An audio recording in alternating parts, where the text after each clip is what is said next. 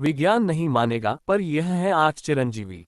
हिंदू इतिहास और पुराण अनुसार ऐसे 8 व्यक्ति हैं जो चिरंजीवी हैं। ये सब किसी न किसी वचन, नियम या शाप से बंधे हुए हैं और यह सभी दिव्य शक्तियों से संपन्न है।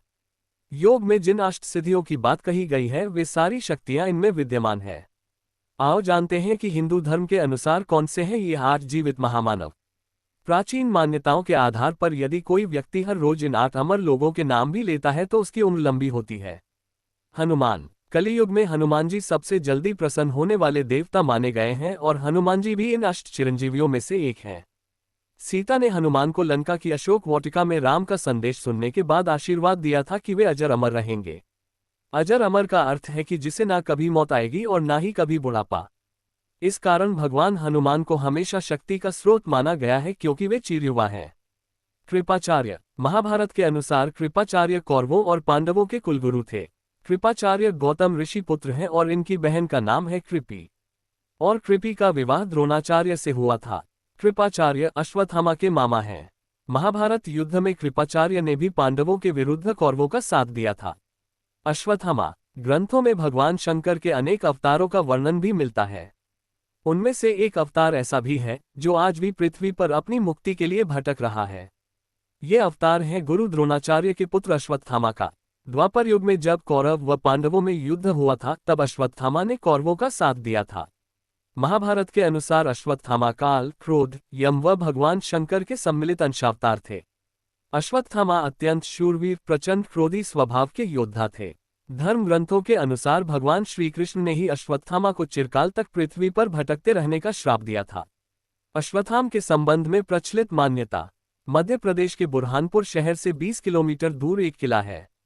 इसे असीरगढ़ का किला कहते हैं। इस किले में भगवान शिव का एक प्राचीन मंदिर है। यहाँ के स्थानीय निवासियों का कहना है कि अश्वत्थामा प्रतिदिन इस मंदिर में भगवान शिव की पूजा करने आते हैं। ऋषि मार्कंडेय। भगवान शिव के परम भक्त हैं ऋषि मार्कंडेय। इन्होंने शिवजी को तप कर प्रसन्न किया और महामृत्युंजय मंत्र सिद्धि के कारण चिरंजीवी बन गए। विभीषण। राक्षस राज रावण के छोटे भाई हैं विभीषण। विभीषण श्रीराम के अनन्य भक्त हैं। जब रावण ने माता सीता हरण किया था तब विभीषण ने रावण को श्रीराम से शत्रुता न करने के लिए बहुत समझाया था। इस बात पर रावण ने विभीषण को लंका से निकाल दिया था। विभीषण श्रीराम की सेवा में चले गए और रावण के अधर्म को मिटाने में धर्म का साथ दिया। राजा बलि। शास्त्रों के अनुसार राजा बलि भक्त प्रहलाद के वंशज हैं। बलि ने भगवान विष्णु के वामन अवतार को अपना सब कुछ दान कर दिया था। इसी कारण इन्हें महादानी के रूप में जाना जाता है। राजा बलि से श्रीहरि अति प्रसन्न थे। इसी वजह से श्री विष्णु राजा बलि के द्वारपाल भी बन गए थे। ऋषि व्यास। ऋषि भी अष्ट चिरंजीवी है और इन्होंने चारों वेद का संपादन किया था। साथ ही इन्होंने ही सभी 18 पुराणों की रचना भी की थी। महाभारत और श्रीमद्भागवत गीता की रचना भी वेद व्यास द्वारा ही की गई है। इन्हें वेद व्यास के नाम से भी जाना जाता है। वेद व्यास ऋषि पाराशर और सत्यवती के पुत्र थे।